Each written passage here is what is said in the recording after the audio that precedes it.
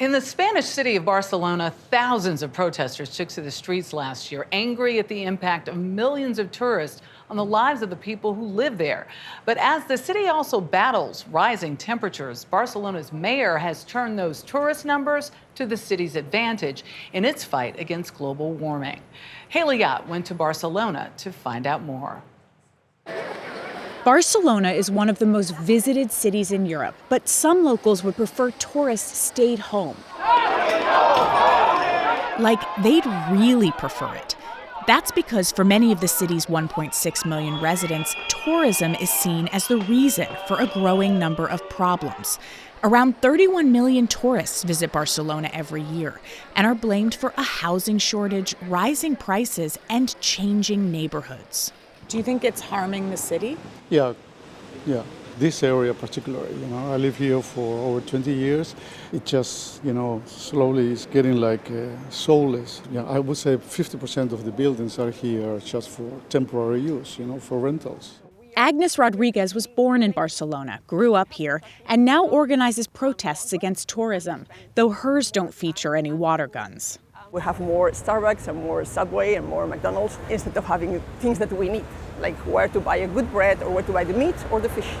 So it's almost not Barcelona anymore. You've named these international companies. Exactly, that's it. So that's the problem, that we are selling the city.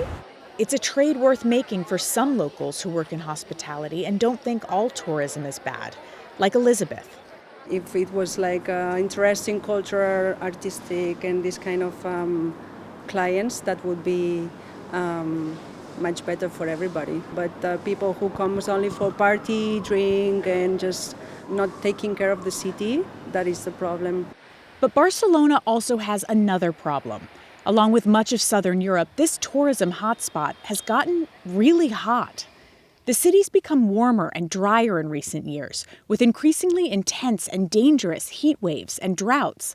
Rising temperatures have become a problem in schools, where students like sixth graders Mia and Teo struggle to learn in the heat. Can you concentrate when it's hot? Not really, because I have to be like this, or like with a notebook I have to be like this, and it's very hot. Sometimes when you're like in the class and you just came out playing football, it's very hot. Does it make it hard to then concentrate on school? Sometimes.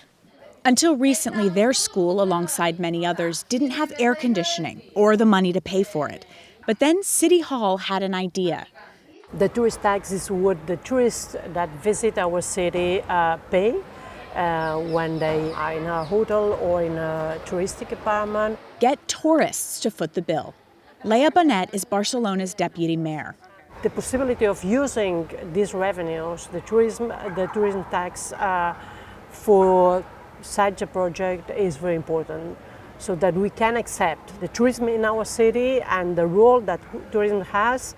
Barcelona's City Hall has launched a program to install energy-efficient heat pumps and solar panels in all of the city's 170 public schools. The aim is to provide air conditioning while also decarbonizing. Over the next 6 years, the city's investing 100 million euros in the project, all, it says, raised from the tourist tax.